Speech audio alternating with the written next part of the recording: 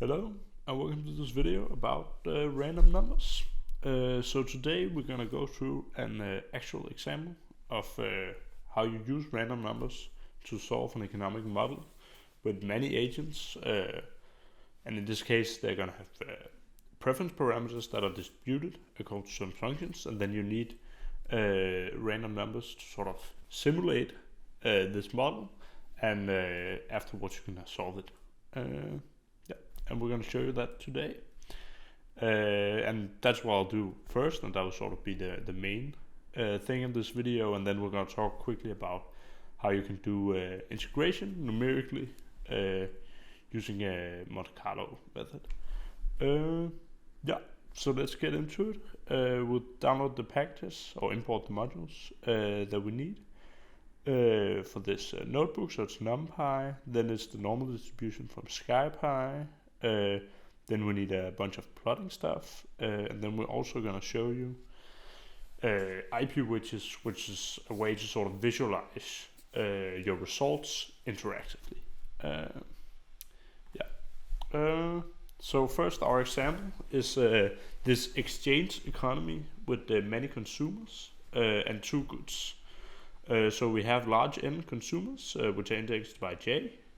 They have conductless preferences, but they have heterogeneous coefficients. So the alpha for each consumer is unique to each consumer, basically. So they have the same form of their preferences, but not the same actual preferences. And alpha is just uniformly distributed between two numbers that are between 0 and 1. And their endowments are homogeneous, so they're all the same. They all have k number of good 1 and 1 good 2, because we can normalize that. Because it's an exchange economy, they start out having a set of goods, and then they can trade them if you have a large preference for good 2, and you start out with a lot of good 1, then you will exchange it for some more good 2, basically. And you can sort of just see this endowment as an income. So for given prices, you will have an income of k, how much you have for good 1, times the price of 1, plus the price of 2, because you have 1 of that. And you have the budget constraint that you sort of have to, of course, only spend your income in your exchanges. I think the easiest way to look at this exchange economy is just to say at the start of the day, everybody sells all their goods and then they buy what they want. The implied demand function are given because we have conductless utility. So we just say that they spend alpha share of the income on good 1 and 1 minus alpha on good 2. So these demand functions are for each consumer or each agent, basically. The equilibrium then for a given random draw of many n consumers will then be that the sum of their demand functions, which would be total demand, has to equal the supply of each good. And the supply will just be the sum of the number of consumers times their homogeneous endowment. So if you have 10 consumers and they all have k of good 1, then you will have 10 times k of good 1, and you will have 10 of good 2. Now we need to solve for this equilibrium, and this is sort of where the fun part of programming comes in, because this is something we wouldn't be able to solve by hand analytically. So by solve, of course, means that we need a set of prices that make sure that the sum of demand is equal to the sum of supply for a given random draw of many heterogeneous preferences. So this is why we need randomness, and we need a random number generator.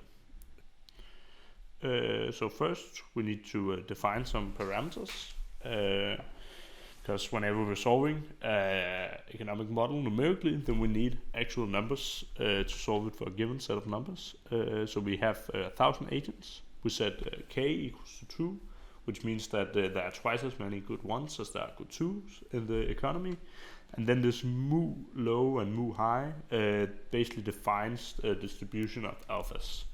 So it just defines this uniform distribution between 0.1 and 0.9.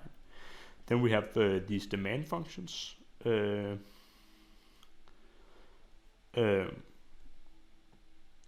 and they can either be the demand function for a single person if you input one alpha, or they can be for the entire distribution of agents if you input a NumPy array of alphas. And they're basically just defined in this way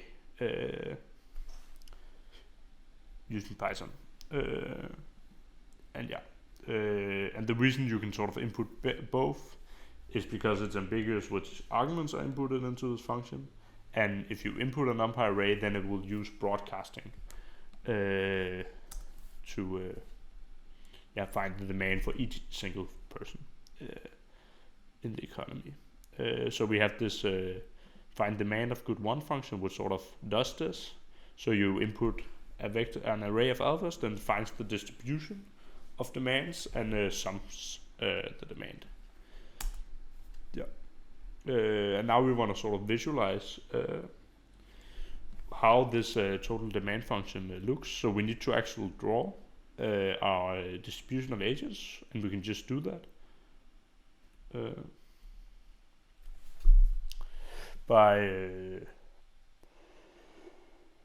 using random numbers from NumPy, uniform distribution of size n, and then we have our distribution of agents. And now we just want to visualize the demand, so we choose some random prices for price 1, and we normalize price 2 to just be 1. Then it's price 1 is the relative price between good 1 and good 2. And then we can calculate demand for each of these prices. So the distribution will be a matrix of 3 times n, because we want the full distribution for each price. And the totals will just be a vector of 3 values. And then we just basically use our find demand good one function and unpack the results. We can then plot these demands. So this is what we do here. So we create a figure with 2 subplots. The first one is 3 histograms, each for each distribution, where we plot the density. So it's not histograms, it's the density plots. And it's a bit unclear what exactly is happening, but you can see sort of as the price decreases, the demand for good 1 increases across the distribution, so the demand increases for everyone. And you can see here when you just plot a line plot of the total demand, so the sum of everybody. So these are sort of the sum of everybody within each distribution. Then you can see as the price increases, demand falls. So this is nice for us because it's sort of what we would expect. And now I'm going to show you how to use widgets to make interactive figures. Widgets can be a bit hard to install sometimes. Sometimes stuff doesn't work. Everything interactive is sort of a bit more tricky than normal to install. But hopefully you can get it installed. Otherwise, maybe need some help from your TA. It's something that you can never use for papers. So you can't really put an interactive graph inside a PDF. But it can be really nice for yourself to make these interactive figures because they allow you to look at how your model changes when you change parameters very fast. And you can also use interactive figures in your assignment in this specific course. And you're very welcome to do that. So in order to create interactive figures, then you need a function that sort of does everything you want it to do. So each time you update a parameter, then you need to like rerun everything that can be affected by the parameter. So this is just a function that does basically what we have just done, but only with the histogram plot. So it calculates the distribution and the total demand for good 1, and then it creates a histogram density plot for a given set of prices and a given k. And then how you use switches is you import it from IP widgets, as we have already done, and then you use the interact function. You input the function that you want to calculate or run each time you change a parameter, and then you sort of need to tell interact, which is interact, what are the arguments to this function and what do I want them to be. So the easiest thing to do is to say, I want this argument to be fixed, and here we put it to alphas. This is just the distribution we have already calculated of our distribution of preferences. That's sort of the easy one. Then it's not interactive and you can't change it. But you want to do this to some of the arguments normally because you don't want to have everything changing. But here, for price of good 1, then we actually want it to be changing. So one of the ways you can make an interactive plot is to use a float slider, which is just if the argument is a float, and then you can just have it as a slider. I mean, it's easier to actually show. So you get this slider out of it, where you can see as when I change the price of good 1, then I change the distribution. And you can see as the price goes up, the distribution of demand, so generally consumers will demand less of good 1. And you can sort of, it has a description written down here, has a minimum and a max value, and how large you want each step to be. So you can see when I slide really slowly that I can only change it 0.25 at a time, and the initial value, so when I run this, the initial value is always 2. And then we set the other parameters to be fixed as well. There are other ways than this slider to have interactive arguments. So another way is to use a text box, which sort of automatically has this clicker, but you can also write a number in it. So I can write 1.32 or something, and then it will change the distribution. You can also have a drop-down menu. So you have, with the float text, I only need the initial value, then you can sort of write everything else in it. You can have a drop-down menu with like options that you can choose from, and then you can only choose from those options. Then you need to specify what are the available options, and then you get this menu sort of, and then you can choose between them. So yeah, that's sort of, it's a nice way when you're working with models to use this interactivity, so you can sort of see if your model changes the way you would expect it to. So here when we increase the price, the demand for good 1s goes down. This makes a lot of sense, and this makes ourselves comfortable that we have actually solved the model. Or not, here we haven't solved the model, but that our demand functions are sort of specified in a correct way. So now there's a little task if you want to learn more about interactive figures. So sort of try this out for yourself. You can have that not just one of the arguments are interactive. You can have multiple arguments that are interactive. So the task here is to take this code and then add a slider to the interactive figure for k. So basically what you want to do is you want to change this argument into a float slider. Yeah, you can pause the video now if you want to try to do that. Yes, hopefully you have all succeeded. So basically the way you do it is just you can copy this code from up here, which is already a float slider. Then you of course want to give it a new name, k, and then maybe you want to change the baseline parameters. I'll just start out how it is, and then you get a second slider just below the previous one. Yes. Okay. So this is how we sort of visualize the first step in our model, and then we can see what it looks like and sort of what we're expecting to happen, and also how you can play a bit around with your model and your outputs. Yeah, so the equilibrium conditions, as we said before, was that demand has to be equal to supply. I think you heard this already. But the way we do it here is that we sort of make an excess demand function, which we call set, and then we can just say we want that to be 0 for both goods. Yeah, so we make an set 1, which is the total demand minus the total supply of good 1, and then we have the same for good 2. But there's a nice result from Valrat's law, which just says that if the first good market is clear, then the second good market will also clear. And this is sort of a very general law. So if you have 5 markets, then if the first 4 markets clear, then the last market will also clear. And you use this a lot in general equilibrium models. And it's a really nice rule, because it means we only have to solve one equation instead of solving 2 equations. So this saves us a lot of computing power.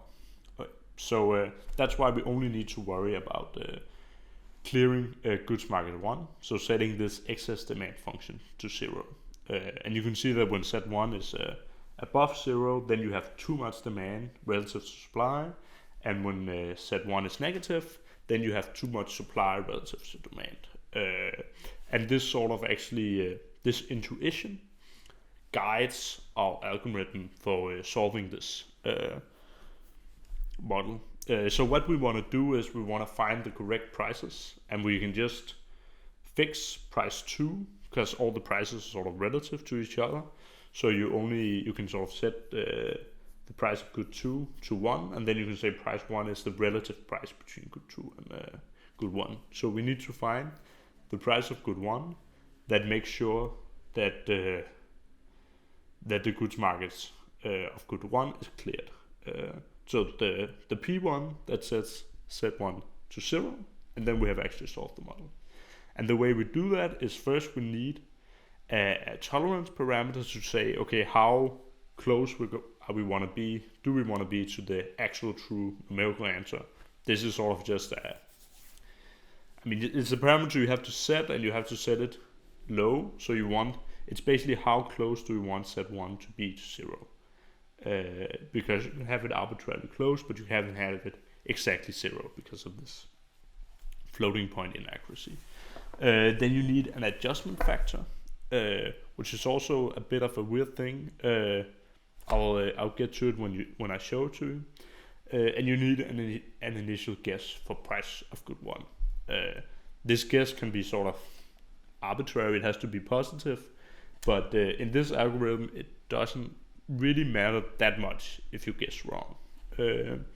So the way we do it is you have an iterative algorithm. So we try a guess of P1, our initial guess, and then our algorithm guides us.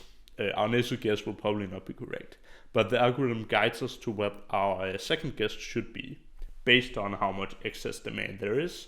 And then you can sort of iteratively keep doing this process, and you keep getting better and better guesses until that set 1 is very, very low. So the way the algorithm works in words is that you start out by calculating the total excess demand for good 1 using this guess for your price. If that is close to 0, so the absolute value is lower than your tolerance parameter, then you just stop and you say, okay, I had a perfect guess. I guessed the solution to this model.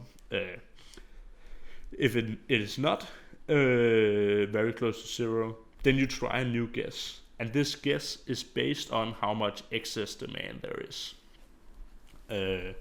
So you use your previous price, and then you update that price with kappa times how much excess demand there is divided by n. And so how much excess demand there is can also be negative if there's excess supply. and then you return to stop 1. And the intuition is here that if there's a lot of excess demand, so set 1 is positive, then you want to increase the price, so you decrease demand. And in the opposite direction, if set 1 is negative, so you have excess supply, then you want to decrease the price. And that's the intuition, and it works really well, because if you start up with a really bad guess, for example, that you set the price way, way too high, then excess demand is going to be very, very negative, and you're going to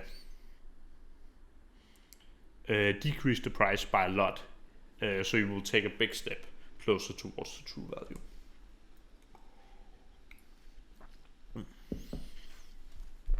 So let's see how this works in practice. So we want to translate this into actual Python code.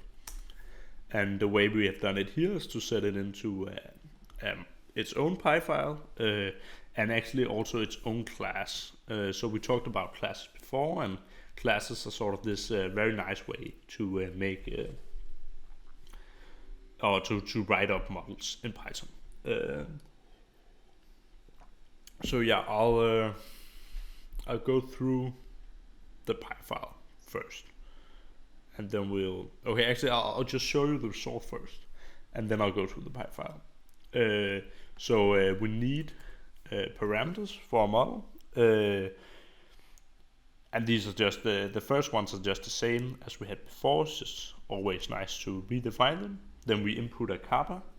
The kappa is sort of, there's no true answer to what the kappa should be. You just want it to be large enough that you're sort of actually always adjusting the price, but you also don't want it to be too large, because then you can actually overshoot. If your price is close to the right answer, but you have a very large kappa, then you might overshoot and get the price. So if your price is just above the right answer, you will have a negative excess demand, so you will decrease the price. But if you have a very large kappa, then you might accidentally decrease the price more than how much excess demand there is, or so more than getting to the true value. So it's not super important what it is exactly, but at some points it might sort of be too high, and if it's too low, then it's just really slow, the algorithm. And then you want this precision parameter. It's also a bit arbitrary how precisely do you want to solve this model. I think there are some baseline things that people do. It's not really that important. One thing you can do, especially in the beginning, if you have a large model that's slow to solve, is to sort of start with a very low number, make sure you can solve the model, and then when you actually want to show results, then you maybe want to be a bit more precise. So we want to create an instance of our class. I'll call it Dale. So this will be our market economy object. We'll input all the arguments up from here. So it's contained inside this object. And then we want to find the equilibrium. So we give an initial guess, and we normalize the price of good 2. And then we just run the function or the method. And then we can see what the function does visually. I'll show you the code in a moment. So it starts from guess 1, which is 1.5, and then we see that that results in a lot of excess, negative excess demand, so excess supply, which means that we'll update our P1, so you can see that the algorithm lowers P1, and it does that using this formula, such that the excess demand is lowered, and it sort of keeps doing that iteratively. And then it prints the first 5 tries, and nothing happens, and now it prints each 25th try, and you can see it sort of moves a bit faster. So we're down to smaller excess demand, and then it updates again here after 50 iteration. We're getting down to almost 0, and then you're sort of closing in on the right answer. And we can see that the right answer is a price of just over 0.5, which I think makes intuitive sense. Of course, we've drawn 1,000 random agents, so there's no way to know sort of the true answer here of what 1,000 random agents will figure out the price. But I think it makes sense that if you have twice as many of good 2 as good 1, or you have twice as many of good 1 as good 2, then the relative price of good 1 will be lower. And half makes intuitive sense for me, but it's not. I have no analytical results on this. And we can sort of print out the estimate of good 2 to make sure that everything is programmed correctly, so that the Ralvar's law holds. And we can see that this is true. So you have sort of a very small number here and a very small number here. And we can also sort of assert that the absolute value of our excess demand is lower than our tolerance parameter. So this is what happens visually. Now let's go to the actual code. I'll just remind you about the algorithm again. So the algorithm is to calculate excess demand of good 1 for a given P1, and then if the excess demand is close to 0, we stop. If the excess demand is larger than 0, we update the price based on how large the excess demand is, and in the direction that the excess demand will implies that the price should move. Okay, so this class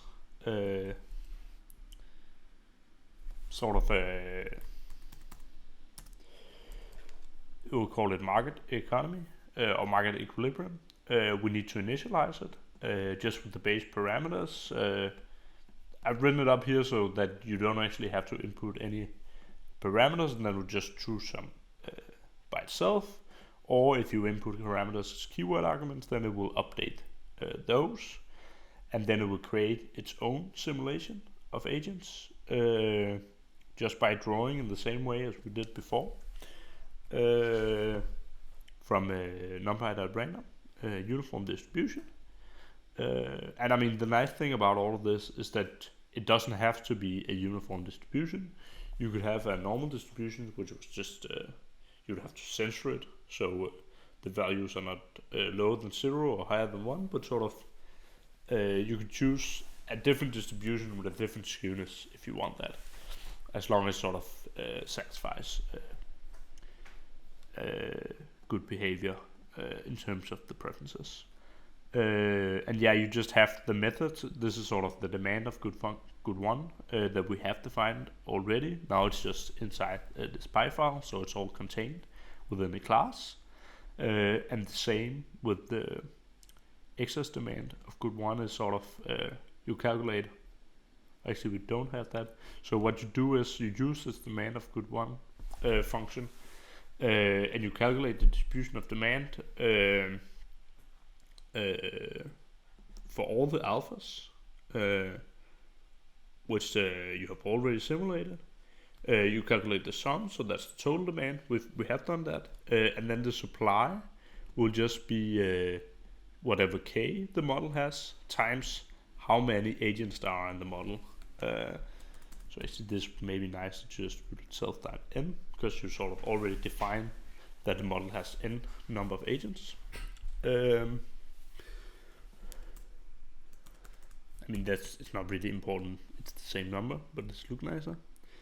You calculate the supply, which is just k times n, and then you calculate the excess demand and return that. This function is the same, just for good 2. I mean, there's a bit of a nicer way to do this, to just collect these two into one function, but that would make it a bit more confusing to read, so we'll stick to that. And now we have this find equilibrium function, which follows the steps we have talked about. Yes, so we have a counter to count how many iterations we have done, because we want to stop at some point. So we have an initial guess of P1, which you input as an argument, and then you also input P2 as an argument, which is but you just keep that at 1. Because we don't know when this loop is gonna end, when we're gonna be done iterating, then we'll use a while true loop, which just keeps iterating. And then we do step 1, calculate excess demand. Then we do step 2, check if excess demand absolute value is lower than our tolerance parameter, so check if it's close to 0, or if we've just iterated too many times. And the reason you want to typically have something like this inside a find equilibrium function is that if you mess something up, or maybe the model is not solvable, then because you have this while true loop, if your algorithm actually doesn't converge, then it will just keep iterating forever. Or, I mean, Python stops at some points when you iterate too many times, because like this makes no sense. But it will take a long time to run, and the result will just be that we couldn't find an answer. So you typically want some sort of a stoppage point, and you say, okay, if I've tried running through this algorithm 1,000 times, then stop, and I'll have to check what's wrong, basically. And this function just breaks and stops and prints everything once you found a solution. We also have these. This is not part of the algorithm steps, but it prints the result, or not prints the process. So if you're on the first 5 iterations, then it just prints the price that you're on and the excess demand. And after that, it prints every 25th time the price that you're guessing at that iteration and the excess demand. And then you have the third step, which is updating the price of P1. Again, using the formula.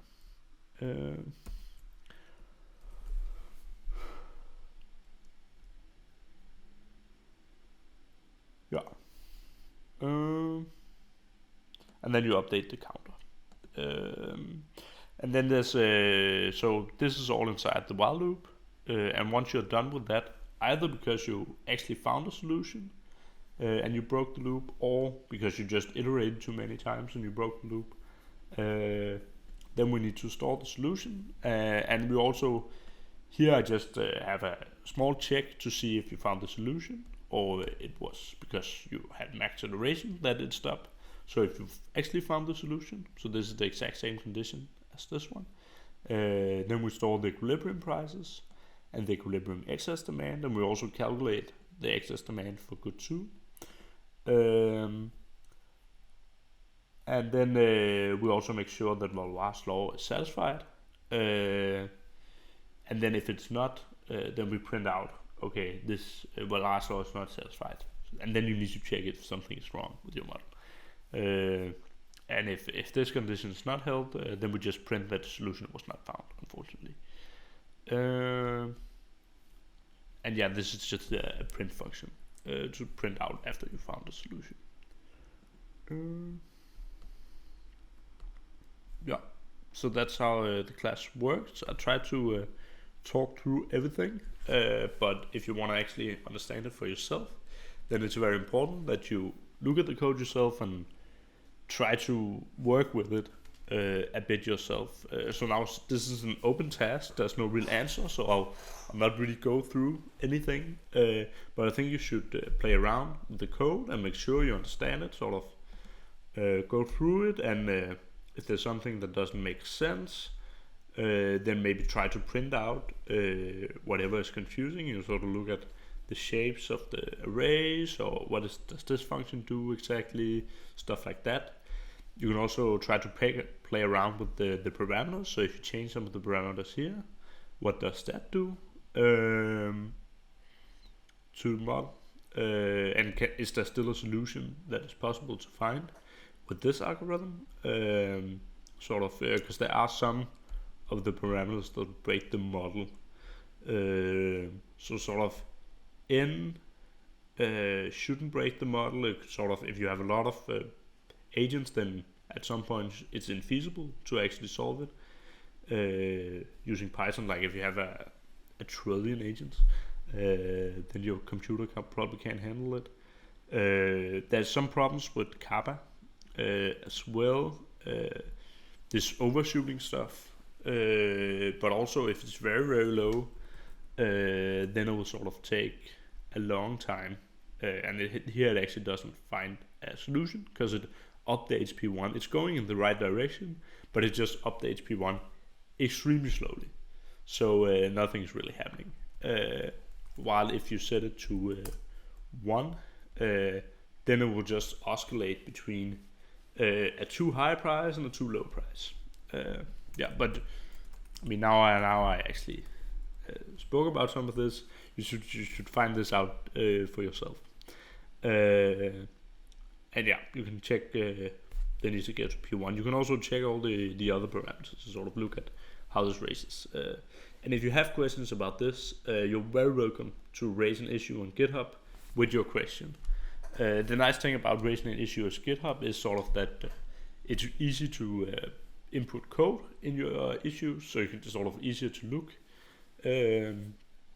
at your exact problem, and also because you're doing it in a public place, then other people can read your questions, which I know is daunting and sort of can be frightening, but it's a really good thing for other people, and I mean there's really not that much to worry about. If you're looking at code and having questions, then you're certainly on the right track to figuring these things out, and that's the most important thing. I think if you're capable of knowing sort of where your blind spots are, then you're actually really smart, and sort of your question's probably good. So you shouldn't be ashamed of having questions. I think it's a good thing to have questions. Yes. So the second smaller part of this lecture is about numerical integration by Monte Carlo, the Monte Carlo method.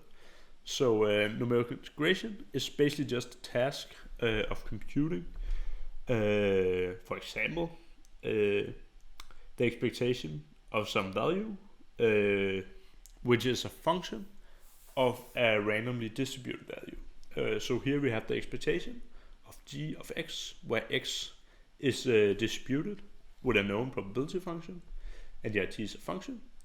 And this can sort of, in the analytical world, this is actually an integral, where you integrate over the function, sort of over the domain of x with the density function of your known probability function, probability distribution.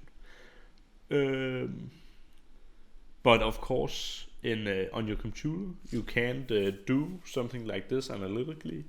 Sometimes you can, but it's not normal to do it analytically. You do it numerically. So we need to sort of transfer this into something with actual numbers. And this can see sort of fuzzy that okay, I don't care much about integrals, but it's actually really, really useful, and it happens a lot when you have more complicated models, and sort of you have distributions of agents and stuff like that.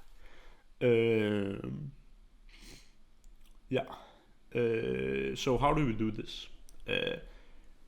Relying on the law of large numbers, we can approximate the true integral with a finite sample. So if we can, we know the distribution.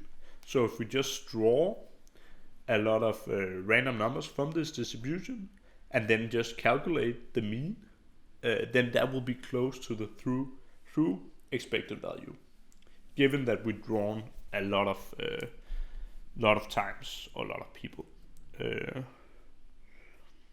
And this is the way you do it in Monte Carlo. It's sort of a brute force way of saying, okay, we know the distribution function, we want to calculate the expected value. Okay, we just calculate the mean on a random sample from the distribution function. It's brute force, but it works, and it's sort of, I think, easier to understand than some of the other methods that are out there, which might be computationally more efficient. And yeah, in this specific implementation, we just define the g function as x minus 2 to the power of 2, and we use we define f as the normal distribution.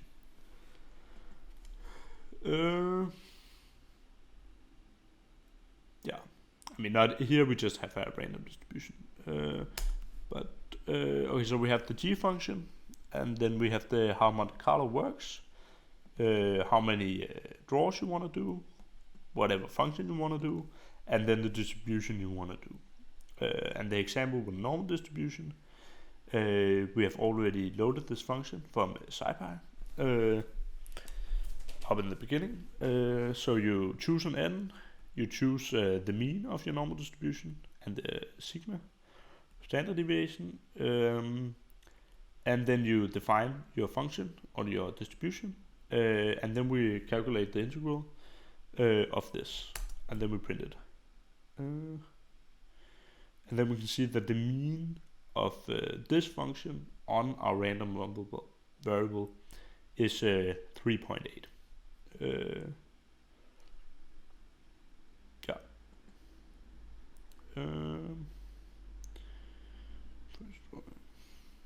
And here we just do it multiple times. So we draw k Monte Carlo samples. So we do it k times to sort of see, okay, how precise is this estimate. So here you can see that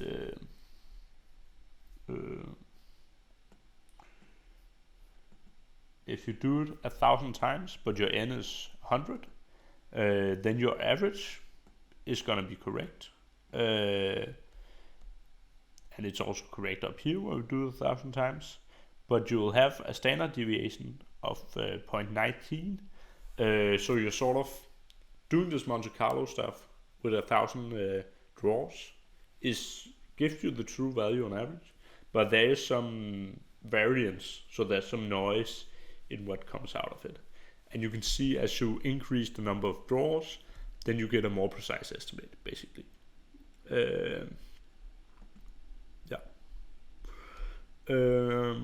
And in principle, you can always use Monte Carlo. I mean, it's very intuitive. You just draw from the actual distribution that you want to emulate, and then you do your calculations, and then you use a mean instead of an expected value. And you can do this with standard deviations and stuff like that. But it's also, because it's this very straightforward way to draw random numbers, can be computationally costly, because if g is a computationally costly function or very complex function, so you need a lot of draws to have a precise estimate, then Monte Carlo can be infeasible. And then you need more advanced methods.